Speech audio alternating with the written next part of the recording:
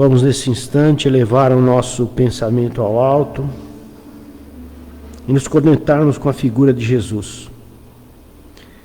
E rogarmos as suas bênçãos sobre esta reunião e que possamos ter a nossa compreensão dilatada para absorvermos os ensinamentos da lição de hoje e termos a persistência de colocá-la no dia a dia de nossas vidas.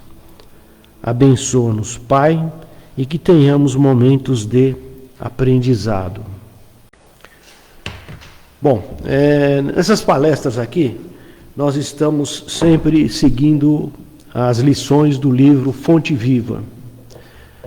Esse livro Fonte Viva é uma psicografia de Chico Xavier pelo Espírito Emmanuel. Não é? A lição da noite de hoje é a de número 157, cujo título é Crianças. Somos todos nós aqui, crianças, né? Aliás, todo mundo, né, já passou por essa fase, então entende perfeitamente o que vem a ser criança, né?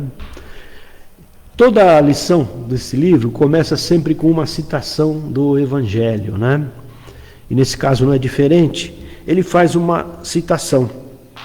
O versículo citado diz o seguinte: Vede, não desprezeis alguns destes pequeninos. Está lá em Mateus, capítulo 18, versículo 10. Ele só cita um pequeno trecho aí desse versículo. Esse versículo é mais comprido, né? Se a gente colocar ele inteiro, seria da seguinte forma: Vede, não desprezeis, ou seja, não desconsiderais alguns desses pequeninos, porque eu vos digo que os anjos no céu sempre veem a face do meu Pai que está nos céus. É sempre bom a gente saber o contexto em que esses versículos, né, são falados por Jesus. Nesse caso aqui, Jesus estava com os seus discípulos e ele pediu que uma criança se aproximasse deles. Por quê? Porque os discípulos tinham perguntado para Jesus: quem é o maior no reino dos céus? Né?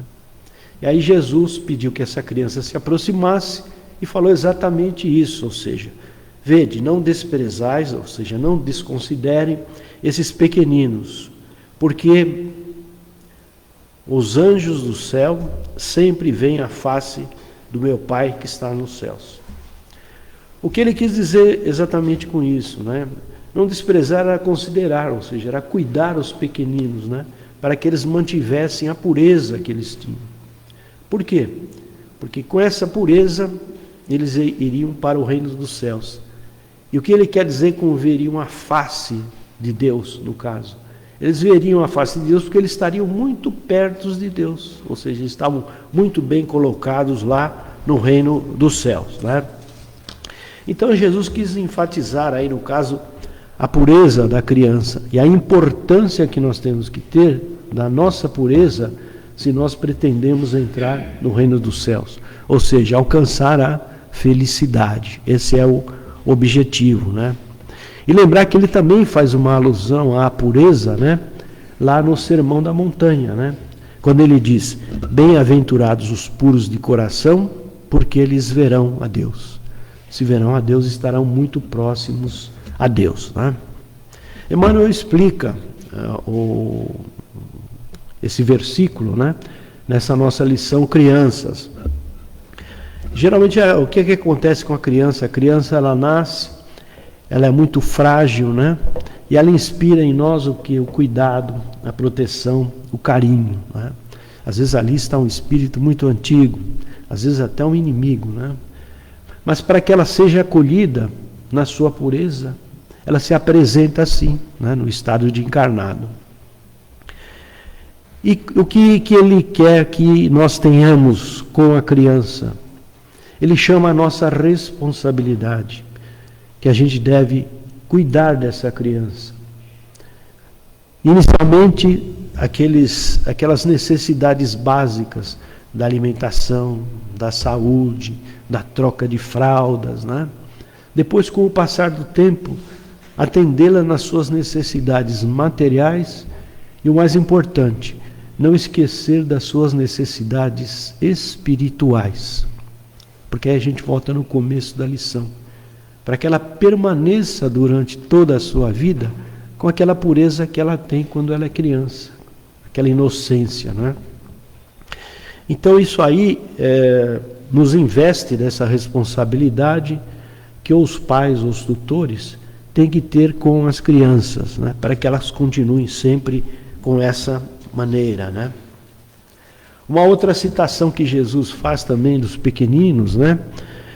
É aquela: deixai vir a mim os pequeninos e não os embaraceis, porque dos tais é o reino dos céus. Isso aí, essa citação está lá no Evangelho segundo o Espiritismo, né? No capítulo 8, no item 18, quando é tratado exatamente desse item, né? Da pureza e do chamamento, né? Que Jesus está fazendo. E aí no Evangelho ele é muito mais abrangente, porque ele não fala apenas das crianças e desse tratamento que nós temos que ter para com elas, mas ele também faz esse chamamento para os adultos que estão ainda com a inteligência infantil, ou seja, que não alcançaram a maturidade, e também para aqueles que se desviaram. Então ele está de coração aberto, esperando que todos esses cheguem-se até ele, né? Para que eles possam se transformar, alcançar a pureza e chegar até o reino dos céus. Então ele fala, né, nesse item, né, que os adultos têm que chegar até ele com a mesma confiança que a criança chega até o seio da mãe para se alimentar. Porque ele tem o alimento que nós necessitamos, não é? O alimento que ele vai dar para a nossa transformação, para que nós possamos alcançar a felicidade que é o reino dos céus, não é? Ele traz luz para aquele que está nas trevas. Esse é o alimento que aquele que está nas trevas precisa. Ele traz amparo e consolação para aqueles que são tímidos e fracos. Ele traz o esclarecimento para aqueles que são ignorantes, ou seja, que não têm o conhecimento das coisas. Ele é o remédio para as dores dos aflitos. E o alimento que ele fala é um só. Esse alimento chama-se amor. Então, o alimento de Deus para todos os seus filhos, para que cheguem-se até ele, é o amor. É através do amor que ele vai trazer todos os seus filhos para si. Como ele fez aquela citação, né, que vocês lembram muito bem: nenhuma ovelha será perdida. Ninguém ficará para trás. Todos serão devidamente acolhidos, né? Eu vi uma citação aqui muito interessante sobre crianças, né? Quem fez essa citação foi Friedrich von Anderberg. Ele é conhecido como Novalis. Ele é um poeta, filósofo alemão que escreveu a seguinte frase: a criança é o amor feito visível. E é a realidade, né? Se olha para a criança assim, você vê amor, né? Ninguém olha para a criança e fica com sentimento de ódio, de vingança, nada disso, né? Você quer acariciar, você quer beijar, você quer agarrar a criança, né? Senti-la junto de você, proteger, fazer carinhos, né?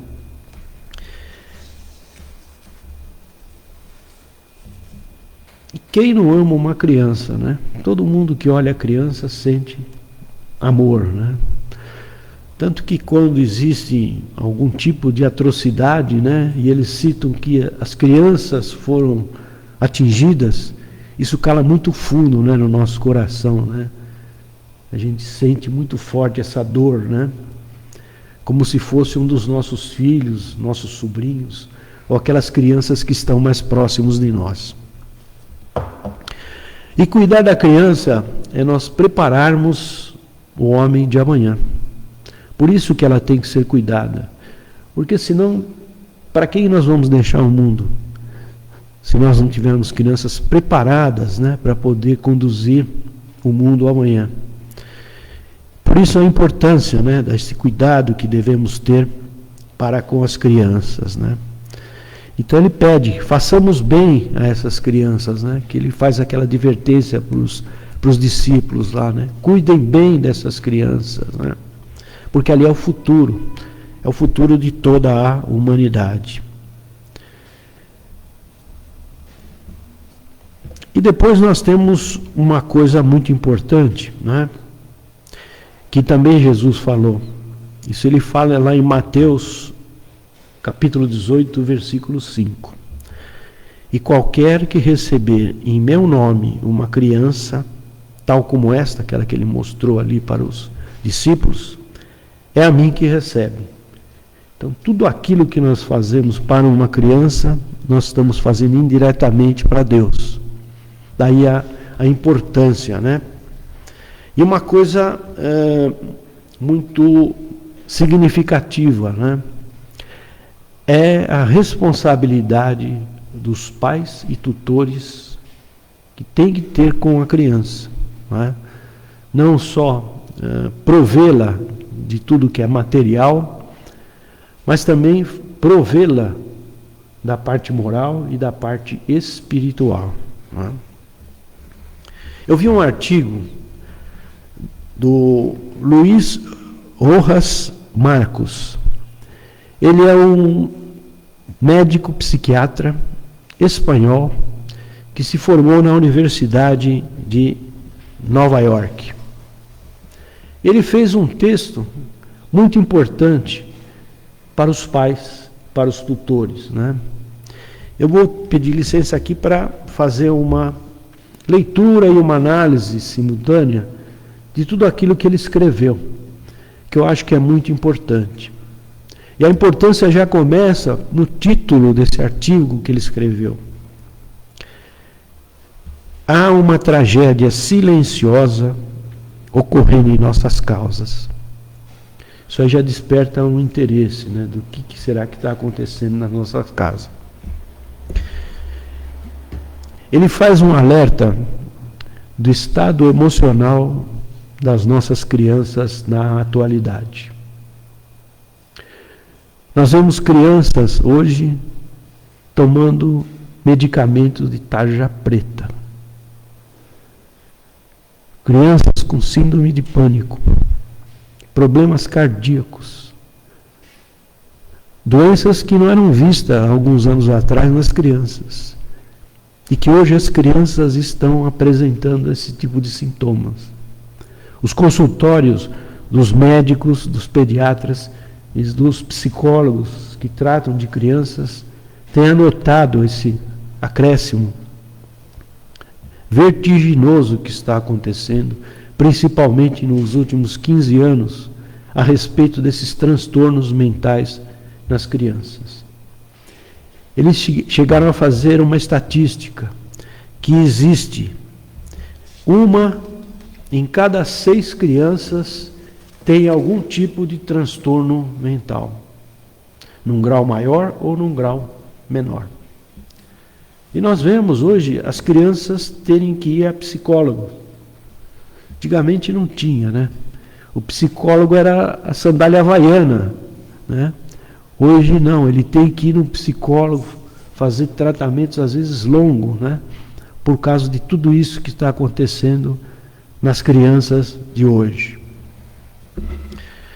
E aí ele fala de tudo aquilo que está acontecendo com as crianças, a depressão, o estresse, síndrome de pânico, TDAH, tédio, gerando algum tipo de transtornos como a obesidade, as drogas, levando as crianças a isso, a mutilação e até o suicídio, que é uma coisa que está muito preocupante, é o aumento do suicídio entre os adolescentes, não é? Porque eles não têm um sentido para a vida. Então, para eles, a vida perde o valor, né? Então, a vida acaba não tendo valor nenhum. Então, as crianças de hoje, elas estão sendo superestimuladas. A todo instante ela tem um estímulo, né? Ela vai para a escola, volta, vem, já tem que fazer lição, vai para a escola, vai na natação, é o balé, é o judô, é a televisão, é o joguinho, é o videogame. Ela não tem momentos de parada. A mente está sempre em funcionamento muito rápido, né?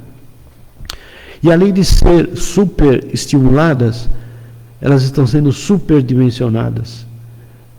A gente acha que sempre cabe mais alguma coisa na criança e coloca mais um pezinho nela.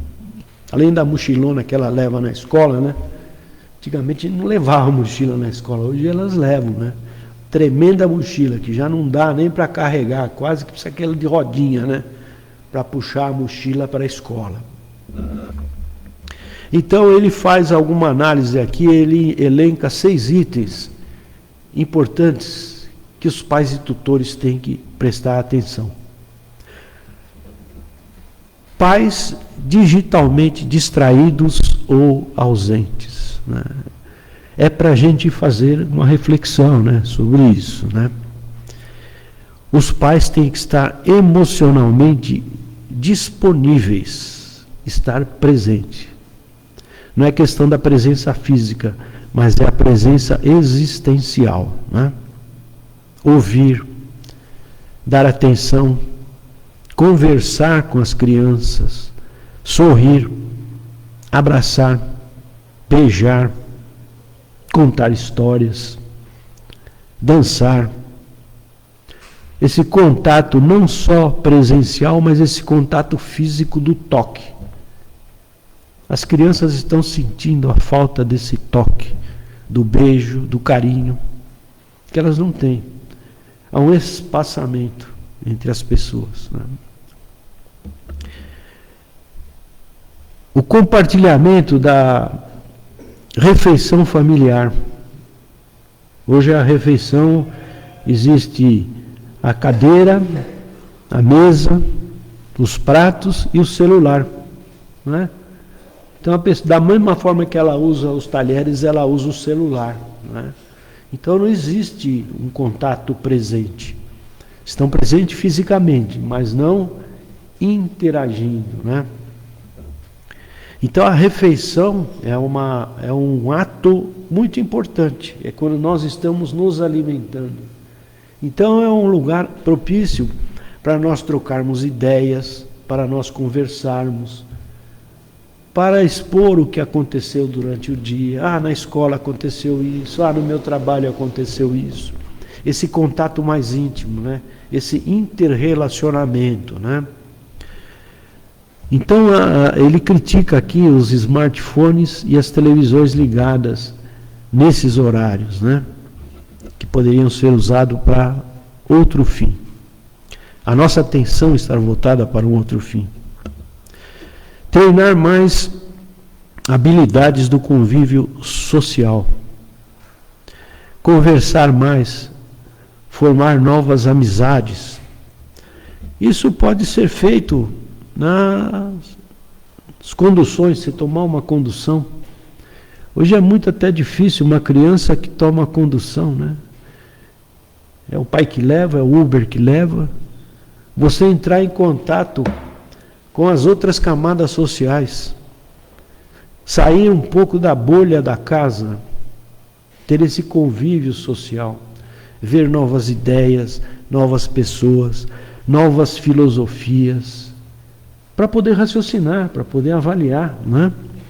O que existe no mundo, né? Senão o que acontece? Ele fica preso numa bolha. Ele só vai ser libertado quando ele vai para a faculdade e tem que estudar numa outra cidade, né? Senão é sempre dentro de casa, né?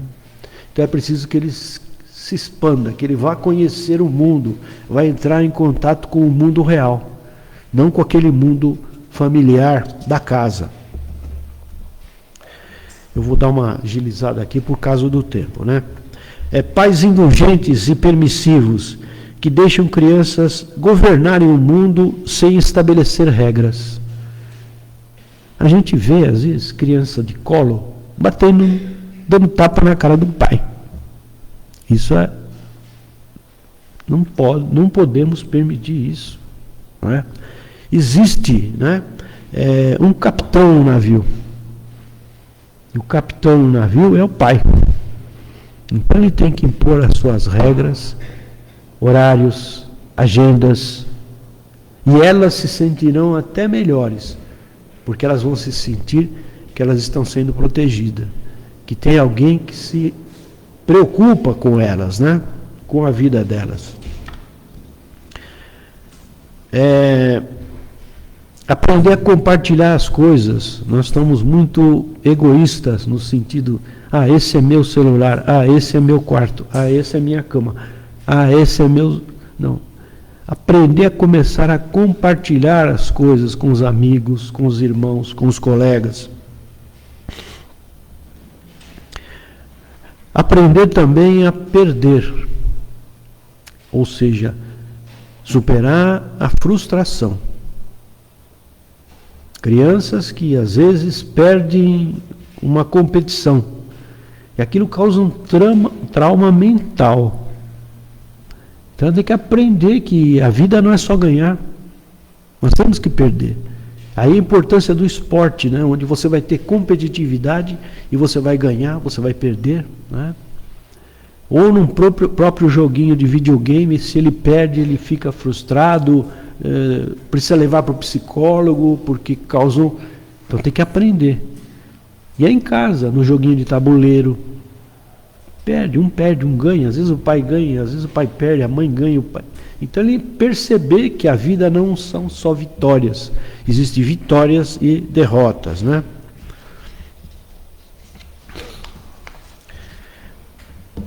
Saber o sentido do direito, ou seja, muitos estão obtendo sem merecer, mas eles têm que aprender a trabalhar para merecer. Ele prestou o exame, o pai, na faculdade, o pai prometeu que ia dar um carro, né? Infelizmente ele não passou, ele queria medicina não é fácil, né? Mas aí para o filho não chorar, o pai dá um carro para ele, né? Ele se acostumando com isso, é um costume muito ruim, né? Porque nós só temos direito àquilo que nós merecemos. Se ele tivesse entrado na faculdade e ganhar o carro, ótimo, ok. Mas você querer abafar a mágoa do filho com um presente nessa hora, não é o correto. Então, ele mostra algumas atitudes que nós tomamos que levam as crianças a esse tipo de transtorno que nós vemos aí na sala dos médicos, na sala dos psicólogos. Porque a criança tem que sentir que existe uma hierarquia na família. Existe o pai e existe o filho. Existe uma ordem, existe uma hierarquia. Existe quem manda, quem dá as ordens e quem está treinado para obedecer. Não estou dizendo que tem que ser um carrasco de ter um chicote para dominar, mas você tem que dominar porque é a sua missão. Você chegou antes para isso, para desbravar o caminho, não é? Então tem que ter essa responsabilidade. E também uma outra coisa importante, né? A importância do trabalho. Desde pequeno eles terem algum tipo de trabalho na casa. Aprender a arrumar a cama, aprender a lavar uma louça, aprender a cuidar do pet. É responsabilidade que a gente tem que passar para a criança, para ela aprender tudo isso. Não, a mãe vai lá e descasca a banana e dá a banana descascada para o filho. Se ele já tem condição, descasca a sua banana, vai na fruteira, pega a banana, descasca e come. Ou a laranja, né? Eles têm que aprender esse tipo de coisa. Inclusive a aprender a mexer com a faca para descascar uma laranja. Tem que ter esse tipo de iniciativa por parte dos pais. Essa análise que ele está fazendo é tudo em função do que está acontecendo com as nossas crianças nos dias de hoje. Ou seja, ele acha que nós temos que voltar àquilo que nós tínhamos no passado, que era uma presença maior dos pais, da mãe. Hoje a mãe precisa trabalhar. Então, antes a mãe ficava o dia todo em casa, tinha um contato muito mais íntimo. O pai chegava do trabalho, não tinha televisão, então eles ficavam conversando ali. É isso que ele está querendo expor para a gente, né? Mostrar. A questão do sono e a questão da alimentação, né? Fornecer alimentos mais nutritivos e esquecer a comida lixo, fast food, né? Os McDonald's, os King Burger da vida aí, né? Evidente, uma vez por mês, não tem que fazer uma vontade da criança, mas ficar restrito a isso semanalmente, diariamente, a mãe não tem tempo para cozinhar, liga para o iFood, aí entrega a comida, come rapidamente, porque ela tem que sair para trabalhar. Então, fazer da alimentação o momento da alimentação, né? É um ato, como o ato de dormir, né? Então, existe o ato da alimentação, que é um ato importante. E do sono também ele fala, né? A questão do sono é importante horário, é importante o desligamento de todo e qualquer equipamento eletrônico que possa distrair ou tirar da criança aquele espaço. Regrar o horário do sono. Vai ter que dormir às tantas horas, porque a criança tem que ter um determinado número de horas de sono para o seu desenvolvimento. Estilo de vida sedentário. Aqui ele fala que nós estamos muito sedentários. E as crianças vêm com os pais, né? Os pais ficam sentados, não fazem nenhum tipo de exercício, né? E eles repetem, simplesmente é uma questão de ver e fazer igual, né?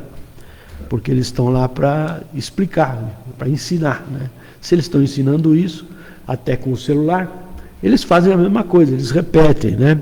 Então ele pede aqui, né, na questão da vida sedentária, mais movimento inclusive ao ar livre, né? A criança tem que pisar descalça na terra. Tem criança que se tira o sapato e pisar na terra, vai ser um Deus nos acuda. Ai, meu pé, ai, meu pezinho.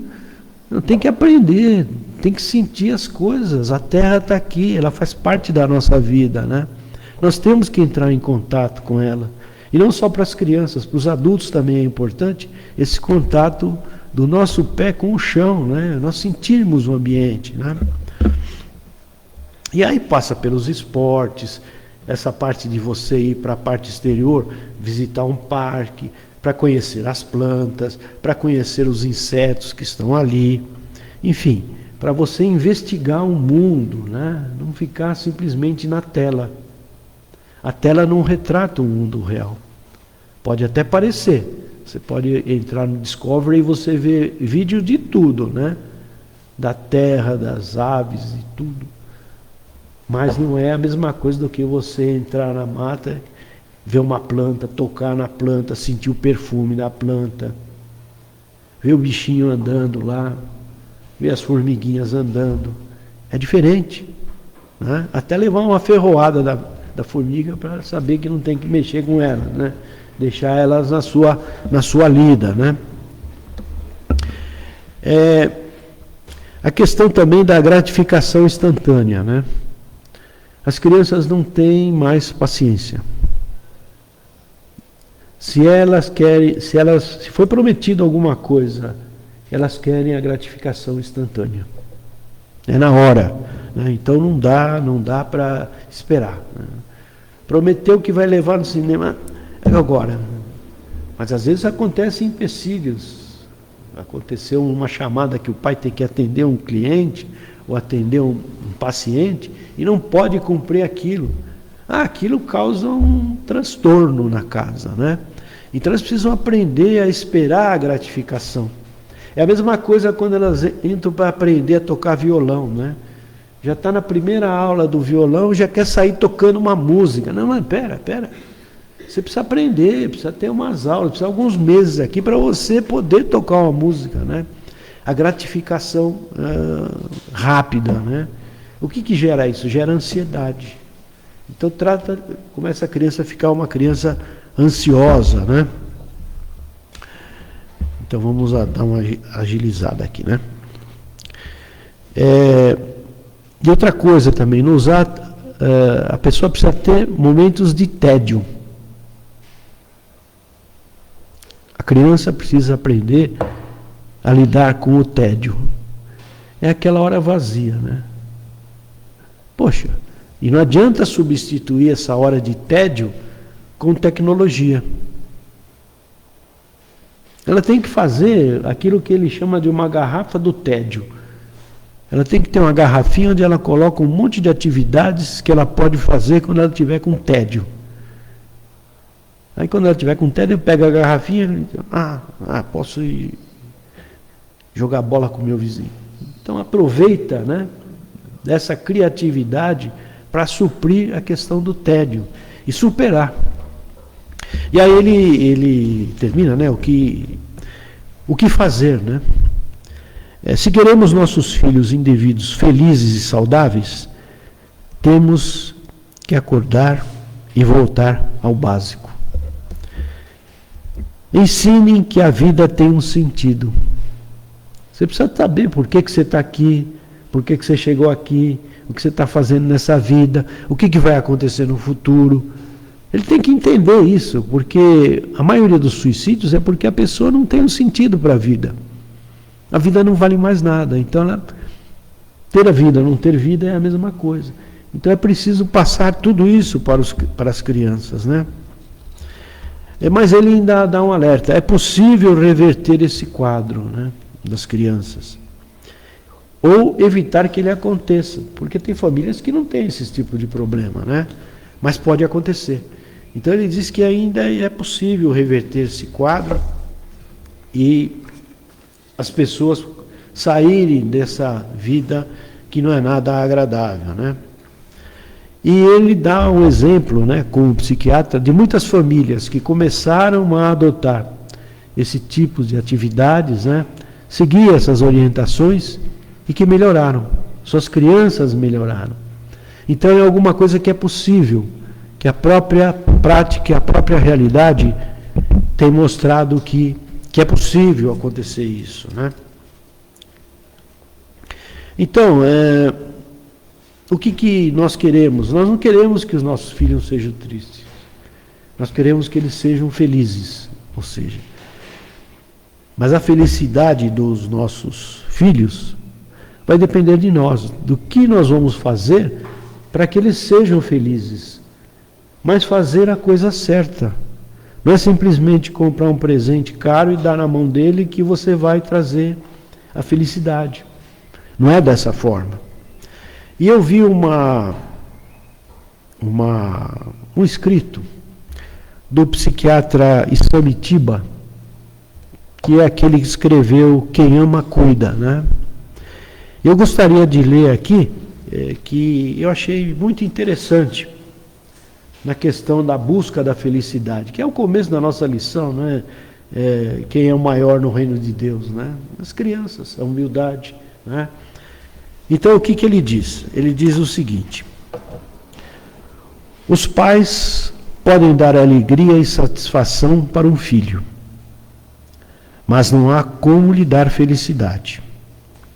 Os pais podem aliviar sofrimentos enchendo-o de presentes, mas não há como lhe comprar felicidade. Os pais podem ser muito bem-sucedidos e felizes, mas não há como lhe emprestar felicidade. Mas os pais podem oferecer aos filhos, dar muito amor, carinho, respeito, ensinar tolerância, solidariedade e cidadania, exigir reciprocidade, disciplina e religiosidade, reforçar a ética e a preservação na terra. Pois é de tudo isso que se compõe a autoestima. É sobre autoestima que repousa a alma. E é nesta paz que reside a felicidade. Isamitiba.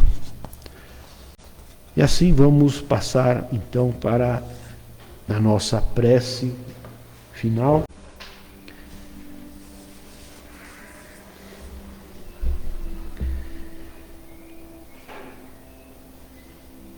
Vamos agradecer a Deus pela oportunidade de estarmos aqui reunidos para falar sobre o seu Evangelho. Agradecer pela vida e por todas as benesses que dela recebemos. Agradecer pela proteção do alto, que evitou que o mal nos alcançasse. Aproveitar para pedir que essa proteção do alto continue sobre todos nós, nossos familiares, amigos e eventuais inimigos. Proteção sobre esta casa que nos abriga, seus dirigentes, colaboradores, frequentadores e atendidos. Proteção pela nossa pátria, para que ela possa se tornar o coração do mundo e a pátria do Evangelho. Que assim seja, e graças a Deus.